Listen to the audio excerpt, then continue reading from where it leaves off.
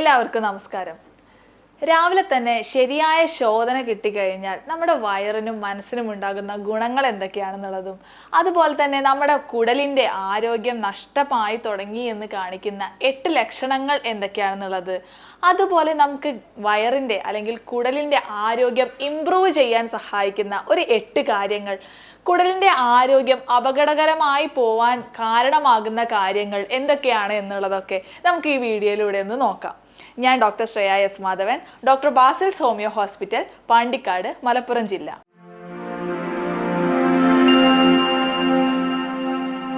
ഒന്നാമതായിട്ട് നമുക്ക് ഗട്ടിൻ്റെ ഹെൽത്ത് തകരാറായിട്ടുണ്ട് അല്ലെങ്കിൽ കുടലിൻ്റെ പ്രവർത്തനം അല്ലെങ്കിൽ കുടൽ ചെറുതായിട്ട് ഡാമേജ് ആയി തുടങ്ങി എന്ന് കാണിക്കുന്ന പ്രധാനമായിട്ടും അല്ലെങ്കിൽ സിമ്പിളായിട്ടുള്ള ഒരു കാര്യമാണ് ഗട്ടിനുണ്ടാകുന്ന ഡിസ്റ്റർബൻസസ്. അതായത് വയറിനുണ്ടാകുന്ന സ്തംഭനങ്ങൾ, ഗ്യാസിൻ്റെ ബുദ്ധിമുട്ട്, ഏമ്പക്കം, നെഞ്ചെരിച്ചിൽ, വയറിനുണ്ടാകുന്ന ഫ്ലാറ്റുലൻസ് അതായത് കീഴ്വായുവിൻ്റെ ബുദ്ധിമുട്ടുകളൊക്കെ ഇത്തരത്തിൽ ഒന്നാമതായിട്ട് നമുക്ക് വയറിൻ്റെ പ്രവർത്തനം അല്ലെങ്കിൽ കുടലിൻ്റെ പ്രവർത്തനം തകരാറിലായിട്ടുണ്ട് എന്ന് കാണിച്ചു തരുന്ന ഒരു ഇമ്പോർട്ടൻ്റ് ആയിട്ടുള്ള ലക്ഷണമാണ്. അതിനെ തുടർന്നുണ്ടാകുന്ന മലബന്ധം അല്ലെങ്കിൽ വയറിളക്കം പോലെയുള്ള ബുദ്ധിമുട്ടുകൾ, അൾട്ടർനേറ്റ് ആയിട്ട് കോൺസ്റ്റിപ്പേഷൻ, ഡയേറിയ വരുന്ന അവസ്ഥ, ഇത്തരത്തിലുള്ള പ്രശ്നങ്ങളൊക്കെ വന്നു കഴിഞ്ഞാൽ നിങ്ങൾക്ക് മനസ്സിലാക്കാം എന്തെങ്കിലും അസുഖവുമായി ബന്ധപ്പെട്ടിട്ട് നമ്മുടെ കുടല് തകരാറിലായിട്ടുണ്ട് എന്നുള്ളത്. ഇനി രണ്ടാമതായിട്ട് ശ്രദ്ധിക്കേണ്ട ഒന്നാണ് ഉറക്കത്തിലുണ്ടാകുന്ന ബുദ്ധിമുട്ട്. അതെങ്ങനെയെന്ന് വെച്ച് കഴിഞ്ഞാൽ പലർക്കും ഉണ്ടാകുന്ന സംശയമാണ് നമ്മുടെ വയറും മൈൻഡും തമ്മിൽ എങ്ങനെയാണ് ബന്ധപ്പെട്ടിട്ടുള്ളത് എന്നുള്ളത്. പലപ്പോഴും നമ്മുടെ വയറിൽ ഉണ്ടാകുന്ന ഒരു ഹോർമോണാണ് സെറോട്ടോണിൻ എന്ന് പറയുന്നത്. ഇതാണ് നമ്മുടെ ഉറക്കത്തിനെ റെഗുലേറ്റ് ചെയ്യാൻ വേണ്ടിയിട്ട് സഹായിക്കുന്നത്. കുടലിൽ ഉണ്ടാകുന്ന പലതരത്തിലുള്ള ബുദ്ധിമുട്ടുകൾ പലപ്പോഴും ഈ ഹോർമോണിൻ്റെ പ്രവർത്തനത്തിനെയും അതുപോലെ തന്നെ ഉൽപാദനത്തിനും ഫ്ലക്ച്വേഷൻ ഉണ്ടാക്കുകയും അതിനെ തുടർന്ന് നമുക്ക് സ്ലീപ്പ് ഡിസ്റ്റർബൻസ് ഉണ്ടാകുന്നതിനും കാരണമാകുന്നുണ്ട്. അപ്പോൾ ഇങ്ങനെയാണ് പലപ്പോഴും ഉറക്കം ഡിസ്റ്റർബ് ആവുന്നതും ഇത്തരത്തിൽ ഗട്ടിൻ്റെ പ്രവർത്തനം കുറയുന്നത് അല്ലെങ്കിൽ കുടലിൻ്റെ പ്രവർത്തനത്തിന് എന്തെങ്കിലും ഡിറേഞ്ച്മെൻറ്റ് വന്നതിൻ്റെ ഭാഗമായിട്ടാണ്. മൂന്നാമതായിട്ടാണ് ബ്രെയിൻ ഫോഗ് എന്ന് പറയുന്നത്. നമുക്ക് തലയ്ക്കൊക്കെ ഒരു മന്ദപ്പ് പോലെ തോന്നുന്ന ഒരു അവസ്ഥ. പലപ്പോഴും അൺഹെൽത്തി ആയിട്ടുള്ള ഫുഡ് ഇൻടേക്ക്, ഭക്ഷണം കഴിക്കുന്നത് വഴിയാണ് ഇത്തരത്തിലുള്ളൊരു ബ്രെയിൻ ഫോഗ് ഉണ്ടാവുന്നതിൻ്റെ പ്രധാന കാരണം. അതുപോലെ തന്നെ ലാക്ക് ഓഫ് ഗുഡ് ബാക്ടീരിയ, നമ്മുടെ ശരീരത്തിൽ അല്ലെങ്കിൽ വയറിൻ്റെ ഉള്ളിലായിട്ട് ഗട്ടിൽ പ്രോപ്പറായിട്ടുള്ള നല്ല ഗുഡ് ബാക്ടീരിയയുടെ അഭാവവും ഇത്തരത്തിൽ ബ്രെയിൻ ഫോഗ് ഉണ്ടാക്കാനുള്ള സാഹചര്യം ഉണ്ടാവാറുണ്ട്. ഇത്തരത്തിൽ ഉണ്ടാവുന്നതാണെന്നുണ്ടെങ്കിൽ നമ്മൾ ശ്രദ്ധിക്കേണ്ടത് നല്ല പച്ചക്കറികളും കാര്യങ്ങളും ആയിട്ടുള്ള വീട്ടിൽ നിന്നുള്ള ഭക്ഷണങ്ങൾ കൂടുതലായിട്ട് ഉൾപ്പെടുത്താൻ വേണ്ടിയിട്ട് ശ്രദ്ധിക്കണം. നന്നായിട്ട് വെള്ളം കുടിക്കാൻ ശ്രദ്ധിക്കണം. അത്തരത്തിൽ കാര്യങ്ങൾ ശ്രദ്ധിക്കുകയാണെന്നുണ്ടെങ്കിൽ നമുക്കിത് ഒഴിവാക്കാൻ വേണ്ടിയിട്ട് പറ്റും. അതുപോലെ തന്നെയാണ് സീലിയാക് ഡിസീസസും ഇതുപോലെ ബ്രെയിൻ ഫോഗ് അല്ലെങ്കിൽ തലയ്ക്കൊരു മന്ദപ്പ് കാര്യങ്ങൾ, ഉറക്കമൊക്കെ ഒന്ന് കംപ്ലീറ്റ് ആവാത്തൊരവസ്ഥ, എപ്പോഴും ഒരു കൺഫ്യൂഷൻ ഉള്ള സ്റ്റേറ്റ് കാര്യങ്ങൾ ഉണ്ടാക്കുന്നതൊക്കെ ഇത്തരത്തിൽ ഗട്ടിൻ്റെ പ്രവർത്തനം ഡിറേഞ്ച്മെന്റ് ആയിട്ടുണ്ട് അല്ലെങ്കിൽ പ്രവർത്തനം പ്രോപ്പർ അല്ല എന്ന് കാണിക്കുന്നതിൻ്റെ സിംറ്റംസ് ആണ്. ഇനി നാലാമതായിട്ട് വെയിറ്റ് ചേഞ്ചസ്, അതായത് ചിലപ്പോൾ വെയിറ്റ് കൂടുന്നതായിട്ട് പെട്ടെന്ന് വെയിറ്റ് കൂടുന്നതായിട്ട് കാണാറുണ്ട്. അതല്ലാന്നുണ്ടെങ്കിൽ പെട്ടെന്ന് വെയിറ്റ് കുറയുന്നതായിട്ട് കാണാറുണ്ട്. അപ്പോൾ പെട്ടെന്ന് വെയിറ്റ് കൂടുമ്പോൾ നമ്മൾ ശ്രദ്ധിക്കേണ്ടത് നമ്മൾ അൺഹെൽത്തി ആയിട്ടുള്ള ഫുഡ് ഇൻടേക്ക് കൂടുതലാണ്, കാർബോഹൈഡ്രേറ്റ് കൂടുതലാണ് ഇൻടേക്ക്, ഫാറ്റ് കൂടുതലായിട്ടുണ്ട് എന്നുള്ളത് നിങ്ങൾ മനസ്സിലാക്കേണ്ടതായിട്ടുണ്ട്.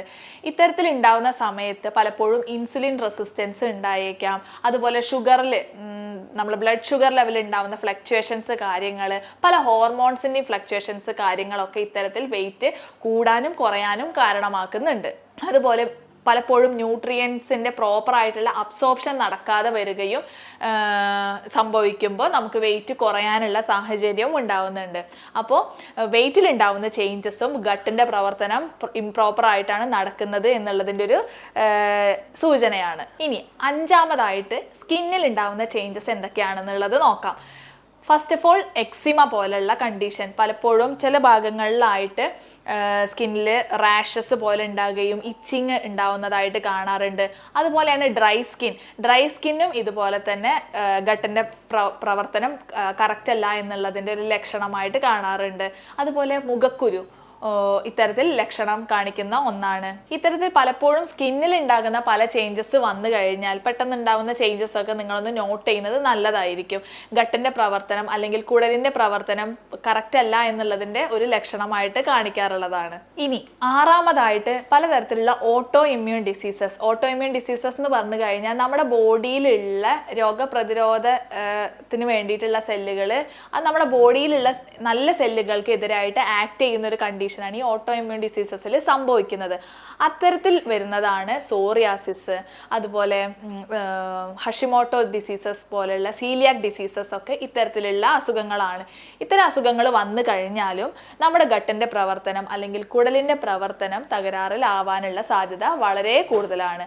അത്തരം പ്രവർത്തനങ്ങൾ തകരാറാകുന്നത് വഴി ഇത്തരത്തിലുള്ള ഓട്ടോ ഇമ്മ്യൂൺ ഡിസീസസ് പൊതുവെ ജനറലായിട്ട് ആൾക്കാരിൽ കാണാറുണ്ട്. ഇനി ഏഴാമതായിട്ട് ലാക്ക് ഓഫ് ഫുഡ് ഇൻടോളറൻസ് എന്നുള്ളതാണ് പറയാനുള്ളത്. അതെങ്ങനെയെന്ന് വെച്ച് കഴിഞ്ഞാൽ പലപ്പോഴും പല ഭക്ഷണങ്ങളും പലർക്കും അലർജി ആയിട്ട് കാണാറുണ്ട്. അതായത് ഗ്ലൂട്ടൻ, പാല്, അതായത് ഗ്ലൂട്ടൻ എന്ന് പറയുമ്പോൾ ഗോതമ്പിൻ്റെ ഒക്കെ അലർജി ഉണ്ടാവുന്നതായിട്ട് കാണാറുണ്ട്. പാല് പലർക്കും അലർജി ആയിട്ട് കാണാറുണ്ട്. പല തരത്തിലുള്ള ഫൈബേഴ്സ്, ചില ഫുഡ് ഐറ്റംസ്, ചില പ്രോട്ടീൻസ് ഒക്കെ പലർക്കും അലർജി ആയിട്ട് കാണാറുണ്ട്. ഇതിനുള്ള ഒരു പ്രധാന കാരണം എന്ന് പറഞ്ഞു കഴിഞ്ഞാൽ നമ്മുടെ കുടലിൻ്റെ ഹെൽത്ത് പ്രോപ്പർ ആവാത്തത് കൊണ്ടാണ്. അതിന് പ്രധാനമായിട്ട് കാരണം വരുന്നത് നല്ല മൈക്രോബ്സ് കുറവ്, അതായത് നല്ല ബാക്ടീരിയൽ കൾച്ചർ കുറയുന്നത് കാരണമാണ് ഇത്തരത്തിലുള്ള ബുദ്ധിമുട്ടുകൾ ഉണ്ടാവുന്നത്. അപ്പോൾ ഇത്തരം 7 ലക്ഷണങ്ങൾ കണ്ടു കഴിഞ്ഞാൽ നിങ്ങളുടെ ഗട്ടിൻ്റെ പ്രവർത്തനം പ്രോപ്പർ അല്ല എന്നുള്ളത് നിങ്ങൾ മനസ്സിലാക്കേണ്ടിയിരിക്കുന്നുണ്ട്.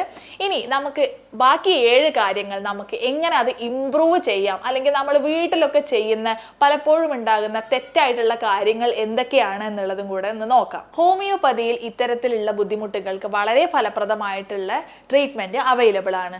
ഓരോ വ്യക്തിയെയും നമ്മൾ ഡീറ്റെയിൽഡ് ആയിട്ട് സിംറ്റംസ് എടുത്തതിന് ശേഷം റെപ്പട്രൈസേഷൻ ചെയ്തിട്ടായിരിക്കും ഓരോ വ്യക്തിക്കും മെഡിസിൻസ് കാര്യങ്ങൾ കൊടുക്കുന്നുണ്ടായിരിക്കുക. അതുകൊണ്ട് തന്നെ ഓരോ വ്യക്തിയുടെയും മെഡിസിൻസ് ഇൻഡിവിജ്വലൈസ്ഡ് ആയിരിക്കും.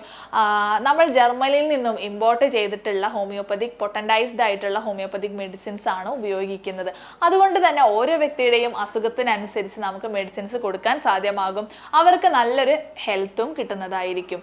ഇനി നമുക്ക് ഈ ഒരു 7 കാര്യങ്ങൾ നമ്മുടെ ഗട്ടിന്റെ ഹെൽത്ത് എങ്ങനെ ഇംപ്രൂവ് ചെയ്യാം എന്നുള്ളതും കൂടെ നമുക്കൊന്ന് ഈ വീഡിയോയിലൂടെ നോക്കാം. ഒന്നാമതായിട്ട് ഡൈവേഴ്സ് റേഞ്ച് ഓഫ് ഫുഡ്, അതായത് പലതരത്തിലുള്ള ഭക്ഷണങ്ങൾ നമ്മുടെ ഫുഡിന്റെ നോർമൽ ഇൻടേക്കിൽ ഉൾപ്പെടുത്താൻ വേണ്ടിയിട്ട് ശ്രദ്ധിക്കുക. അതായത് fibres, vegetables, fruits, non veg, protein അടങ്ങിയിട്ടുള്ള ഭക്ഷണങ്ങൾ, അങ്ങനെ എല്ലാ തരത്തിലുള്ള ഭക്ഷണങ്ങളും ഉൾപ്പെടുത്താൻ വേണ്ടിയിട്ട് ശ്രദ്ധിക്കുക എന്നുള്ളതാണ് ഫസ്റ്റ് ഓഫ് ഓൾ ചെയ്യേണ്ടത്. അത്തരത്തിൽ കഴിച്ചാൽ തന്നെ നമുക്ക് വേണ്ട നല്ല ബാക്ടീരിയൽ കൾച്ചർ ഉണ്ടാവാൻ വേണ്ടിയിട്ടും ന്യൂട്രീഷൻ കാര്യങ്ങളും അത് നമുക്ക് ശരീരത്തിന് വേണ്ടിയിട്ടുള്ള പല കാര്യങ്ങൾ ഉൾപ്പെടുത്താൻ വേണ്ടിയിട്ട് സഹായിക്കുന്നത് വഴി നമുക്ക് ഇത്തരത്തിലുള്ള ബുദ്ധിമുട്ടുകൾ തടയാൻ വേണ്ടിയിട്ട് സാധ്യമാകും. രണ്ടാമതായിട്ട് ഫെർമെൻറ്റഡ് ഫുഡ്സ് ആണ്. അതെന്ന് പറഞ്ഞു കഴിഞ്ഞാൽ നമ്മുടെ വീട്ടിൽ തന്നെ ഉണ്ടാക്കുന്ന അച്ചാറുകൾ, അതുപോലെ പഴങ്കഞ്ഞി, യോഗട്ട്, ഇതൊക്കെ ഫെർമെൻറ്റഡ് ഫുഡ്സ്, അതായത് ഒന്ന് പുളിപ്പിച്ചിട്ടുള്ള ഭക്ഷണം കഴിക്കുന്നത് ഏറ്റവും നല്ലതാണ്. അത് നമ്മുടെ ഗട്ടിൽ ഉണ്ടാക്കുന്ന നല്ല ബാക്ടീരിയൽ കൾച്ചറിനെ ഉണ്ടാക്കാൻ വേണ്ടിയിട്ട് ഗ്രോത്തിന് സഹായിക്കുന്നതാണ്. ഇപ്പോൾ പറയുമ്പോൾ നമ്മൾ സൗത്ത് സൈഡിലാണ് കൂടുതലായിട്ട് ഇഡ്ഡലി, ദോശ കാര്യങ്ങളൊക്കെ കൂടുതലായിട്ട് ഉപയോഗിക്കുന്നത്. അത്തരത്തിലുള്ള ഭക്ഷണങ്ങൾ കഴിക്കുന്നത് ഫെർമെൻറ്റഡ് ഫുഡ്സിൽ പെടുന്നതാണ്. അത്തരത്തിലുള്ള ഭക്ഷണങ്ങൾ കഴിക്കുന്നത് വഴി നല്ല ബാക്ടീരിയൽ ഗ്രോത്ത് വയറിൽ ഉണ്ടാവാൻ വേണ്ടിയിട്ട് സഹായിക്കും. അങ്ങനെ കഴിക്കുന്ന ഭക്ഷണത്തിൽ നമ്മൾ ശ്രദ്ധിക്കേണ്ടത് എന്താണെന്ന് വെച്ച് കഴിഞ്ഞാൽ വൈറ്റ് റൈസ് ഒഴിവാക്കി അതിന് പകരം കൂടുതലായിട്ട് തവിട് അടങ്ങിയിട്ടുള്ള അരി ഉപയോഗിക്കുക. കൂടുതലായിട്ട് വേണമെന്നുണ്ടെങ്കിൽ ഉലുവ കാര്യങ്ങൾ ഉൾപ്പെടുത്തുന്നത് വഴി ഇത്തരത്തിൽ ഫെർമെൻറ്റഡ് ഫുഡ്സ് കുറച്ചും കൂടെ ഹെൽത്തി ആയിട്ട് ഇരിക്കാൻ വേണ്ടിയിട്ട് സഹായിക്കുന്നുണ്ട്. ഫെർമെൻറ്റഡ് ഫുഡ്സിൽ നമ്മൾ ശ്രദ്ധിക്കേണ്ടത് പുറത്തു നിന്ന് വാങ്ങിക്കുന്ന ഭക്ഷണങ്ങൾ മാക്സിമം ഒഴിവാക്കുകയാണ് വേണ്ടത്. നേരത്തെ പറഞ്ഞില്ലേ അച്ചാറ് കാര്യങ്ങളൊക്കെ, അതൊക്കെ നമ്മൾ വീട്ടിൽ തന്നെ ഉണ്ടാക്കുന്ന മിനിമം സുർക്ക കാര്യങ്ങളൊക്കെ ഉപയോഗിച്ച് അല്ലെങ്കിൽ പ്രിസർവേറ്റീവ്സ് ഉപയോഗിച്ച് മിനിമൽ ആയിട്ടുള്ള അധികം എരിവൊന്നും ഉപയോഗിക്കാത്ത രീതിയിലുള്ള അച്ചാറുകളാണെന്നുണ്ടെങ്കിൽ അത് വളരെ നല്ല ബാക്ടീരിയൽ കൾച്ചറും അതുപോലെ തന്നെ അയൺ കണ്ടൻ്റൊക്കെ കൂടിയിട്ടുള്ളതാണ്. അത് നമ്മുടെ ഗട്ടിൻ്റെ ഹെൽത്ത് ഇമ്പ്രൂവ് ചെയ്യാൻ വേണ്ടിയിട്ട് സഹായിക്കും. അതുപോലെ തന്നെയാണ് പഴങ്കഞ്ഞി. വീട്ടിൽ ഉണ്ടാക്കുന്ന പഴങ്കഞ്ഞി ഉപയോഗിക്കുകയാണെന്നുണ്ടെങ്കിൽ ശ്രദ്ധിക്കുക, അത് കേടായിട്ടില്ല എന്നുള്ളത് ഉറപ്പ് വരുത്തിയതിന് ശേഷം മാത്രം പഴങ്കഞ്ഞി കാര്യങ്ങൾ ഉപയോഗിക്കുകയാണെന്നുണ്ടെങ്കിൽ നമുക്ക് ഗട്ടിൻ്റെ ഹെൽത്ത് ഇമ്പ്രൂവ് ചെയ്യാൻ വേണ്ടിയിട്ട് സഹായിക്കുന്നുണ്ട്. അടുത്തതായിട്ട് നമ്മൾ ശ്രദ്ധിക്കേണ്ടത് എലിമിനേറ്റ് ആർട്ടിഫിഷ്യൽ സ്വീറ്റ്.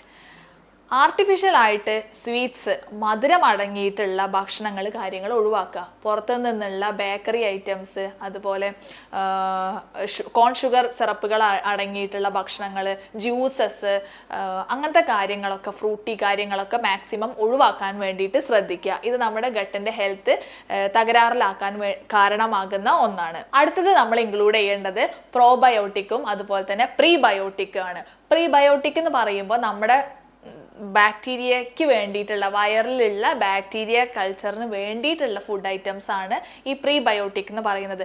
പ്രോബയോട്ടിക് എന്ന് പറഞ്ഞത് അതിൽ ധാരാളമായിട്ട് നമ്മുടെ ഗട്ടിൻ്റെ ഹെൽത്ത് ഇമ്പ്രൂവ് ചെയ്യാനുള്ള ബാക്ടീരിയ അടങ്ങിയിട്ടുള്ള ഭക്ഷണങ്ങളാണ് ഈ പ്രോബയോട്ടിക് എന്ന് പറയുന്നത്. പ്രീബയോട്ടിക്കിൽ ഉൾപ്പെടുത്താവുന്നതാണ് ചെറുപയർ, ഏത്തപ്പഴം, ക്യാബേജ്, അതുപോലെ കോളിഫ്ലവർ പോലെയുള്ള ഭക്ഷണങ്ങളൊക്കെ, ഓട്സ്, ഇതൊക്കെ പ്രീബയോട്ടിക് ആയിട്ട് ഉള്ള ഫുഡ് ഐറ്റംസ് ആണ്. ഇനി പ്രോബയോട്ടിക് എന്ന് പറയുമ്പോൾ യോഗർട്ട്, ചീസ്, ലസ്സി പോലെയുള്ള കാര്യങ്ങളൊക്കെ പ്രീബയോട്ടിക് ഫുഡ് ഐറ്റംസ് ആണ്. ഇത് നമ്മുടെ ഭക്ഷണത്തിൽ കൂടുതലായിട്ട് ഉൾപ്പെടുത്താൻ വേണ്ടിയിട്ട് ശ്രദ്ധിക്കുക. പിന്നെ അടുത്തത് ശ്രദ്ധിക്കേണ്ടത് എന്താണെന്ന് വെച്ച് കഴിഞ്ഞാൽ പാലിൻ്റെ ഉപയോഗം മാക്സിമം കുറയ്ക്കാൻ വേണ്ടിയിട്ട് ശ്രദ്ധിക്കുക. അതിന് പകരമായിട്ട് പാലിൻ്റെ പ്രൊഡക്റ്റ് കൂടുതലായിട്ട് ഉപയോഗിക്കുക. തൈര്, മോര് പോലെയുള്ള കാര്യങ്ങൾ, പാലിൽ നിന്നുണ്ടാക്കുന്ന പ്രൊഡക്ട്സ് കൂടുതലായിട്ട് ഉപയോഗിക്കുന്നതായിരിക്കും നല്ലത്. ചിലർക്ക് ഗ്ലൂട്ടൻ അലർജി ഉള്ള ആൾക്കാരാണെന്നുണ്ടെങ്കിൽ അത് ഒഴിവാക്കുന്നതായിരിക്കും കൂടുതലായിട്ടും നല്ലത്. കൂടുതലായി ഈ ഗോതമ്പ് കാര്യങ്ങൾ ഭക്ഷണത്തിൽ ഉൾപ്പെടുത്തുന്ന സമയത്തൊക്കെയാണ് ഇത്തരം അലർജിക്കായിട്ട് അത് വരാറുള്ളത്. അല്ലാതെ ഒരു മിനിമം എമൗണ്ട് ഇടയ്ക്കൊക്കെ ചപ്പാത്തിയോ കാര്യങ്ങളോ കഴിക്കുന്നത് കൊണ്ടൊന്നും യാതൊരുവിധ പ്രശ്നവും ഉണ്ടാവുന്നതായിട്ട് കാണാറില്ല. കൂടുതലായിട്ട് ഭക്ഷണത്തിൽ ഇപ്പോൾ അരിയൊക്കെ ഒഴിവാക്കി പ്രോപ്പർ ചപ്പാത്തി മാത്രം എടുക്കുന്നൊക്കെ ആൾക്കാരൊക്കെ ഉണ്ടെന്നുണ്ടെങ്കിലാണ് പലർക്കും ഈ ഗ്ലൂട്ടൻ അലർജിക് ആയിട്ട് കാണാറുള്ളത്. അപ്പോൾ അത്തരം ആൾക്കാർ ആ ഭക്ഷണങ്ങൾ കാര്യങ്ങളൊന്നും ഒഴിവാക്കുന്നതും അല്ലെങ്കിൽ ഒന്ന് മിനിമം എമൗണ്ടിൽ കഴിക്കുന്നതും ആയിരിക്കും നല്ലത്. ഇനി ഏഴാമതായിട്ട് ശ്രദ്ധിക്കേണ്ട കാര്യം എന്താണെന്ന് വെച്ച് കഴിഞ്ഞാൽ പ്രോപ്പർ ആയിട്ടുള്ള വാട്ടർ ഇൻടേക്ക് ആണ്. നമ്മൾ 25 കിലോ ഉള്ള ഒരാൾ 1 ലിറ്റർ എന്ന രീതിയിൽ വെള്ളം നിർബന്ധമായിട്ടും കുടിക്കുക. അത് ഇപ്പോൾ 75 കിലോ ഒക്കെ ഉള്ള ഒരാളാണെന്നുണ്ടെങ്കിൽ ഒരു 3 ലിറ്റർ വെള്ളം ഇടയ്ക്കിടയ്ക്ക് കുടിക്കുകയാണ് വേണ്ടത്. ഒന്നിച്ച് കുടിക്കുകയല്ല വേണ്ടത്. ഇടയ്ക്കിടയ്ക്ക് വെള്ളം എടുക്കുക. ഡീഹൈഡ്രേഷൻ ഇല്ല എന്നുള്ളത് ഉറപ്പ് വരുത്തേണ്ടത് വളരെ ഇമ്പോർട്ടൻ്റ് ആയിട്ടുള്ള ഒന്നാണ്. സ്ട്രെസ്സ് കാര്യങ്ങൾ കൂടെ കുറയ്ക്കാൻ ശ്രദ്ധിക്കുന്നതും ഇതുപോലെ ഗട്ടിൻ്റെ ഹെൽത്ത് ഇമ്പ്രൂവ് ചെയ്യാൻ വേണ്ടിയിട്ട് സഹായിക്കും. പലപ്പോഴും സ്ട്രെസ്സൊക്കെ ഉണ്ടാകുന്ന സമയത്ത് പല ഹോർമോണൽ ഫ്ലക്ച്വേഷൻസ് കാര്യങ്ങൾ വഴി ഇതിൻ്റെ പ്രവർത്തനം തകരാറിലാവാറുണ്ട്. അപ്പോൾ ഇത്തരം 7 കാര്യങ്ങൾ നിങ്ങൾ ശ്രദ്ധിച്ചു കഴിഞ്ഞാൽ നിങ്ങളുടെ ഗട്ടിൻ്റെ ഹെൽത്ത് അല്ലെങ്കിൽ കുടലിൻ്റെ ശരിയായ രീതിയിലുള്ള പ്രവർത്തനത്തിന് ഇത് ഹെൽപ്പ് ചെയ്യും. പലപ്പോഴും ഇതിലുണ്ടാകുന്ന പല തകരാറുകളും ഇതിൻ്റെ പ്രോപ്പറായിട്ടുള്ള ഫങ്ഷനിങ് കാര്യങ്ങൾക്ക് തകരാറിലാക്കുകയും അതിനെ തുടർന്ന് പല അസുഖങ്ങളും ഈവൻ ക്യാൻസർ വരെയുള്ള അസുഖങ്ങൾക്ക് കാര്യങ്ങൾക്കൊക്കെ ഇടയാവുകയും ചെയ്യാറുണ്ട്. അപ്പോൾ ഞാൻ ഈ പറഞ്ഞ ഇത്രയും കാര്യങ്ങളൊന്ന് ശ്രദ്ധിച്ചു കഴിഞ്ഞാൽ തന്നെ നമുക്ക് പ്രോപ്പറായിട്ട് രാവിലെ ടോയ്ലറ്റ് കാര്യങ്ങൾ നിങ്ങൾക്ക് പ്രോപ്പറായിട്ട് നടക്കുന്നതായിരിക്കും. അത് പ്രോപ്പറായിട്ടുള്ള ശോധന കിട്ടിക്കഴിഞ്ഞാൽ തന്നെ നമ്മുടെ ഹെൽത്തിന് വളരെ ഉന്മേഷവും കാര്യങ്ങളും ലഭിക്കും. അതല്ലാത്ത പക്ഷമാണ് പലപ്പോഴും കോൺസ്റ്റിപ്പേഷൻ വന്ന് പൈൽസ്, ഫിഷർ അല്ലെങ്കിൽ ഫിസ്റ്റുല പോലുള്ള അസുഖങ്ങളോ അല്ലെങ്കിൽ അൾസറേറ്റീവ് കൊളൈറ്റിസ്, IBS ഒക്കെ പോലുള്ള അസുഖങ്ങൾ കാര്യങ്ങളൊക്കെ ഉണ്ടാവുന്നതിൻ്റെ ഒരു പ്രധാന കാരണം. അപ്പോൾ ഇത്തരം കാര്യങ്ങൾ നിങ്ങളൊന്ന് ശ്രദ്ധിക്കുക. നിങ്ങൾക്ക് കൂടുതൽ എന്തെങ്കിലും ഡൗട്ടോ അല്ലെങ്കിൽ ട്രീറ്റ്മെൻറ്റിൻ്റെ ആവശ്യമുണ്ടെന്നുണ്ടെങ്കിൽ എൻ്റെ നമ്പർ കാര്യങ്ങൾ ഇവിടെ കൊടുക്കുന്നുണ്ട്. നിങ്ങൾക്ക് വാട്സാപ്പിൽ കോൺടാക്ട് ചെയ്യാവുന്നതാണ്. ഞാൻ doctor Shreya S Madhavan, doctor Basel's homeo hospital, Pandikkad, Malappuram ജില്ല.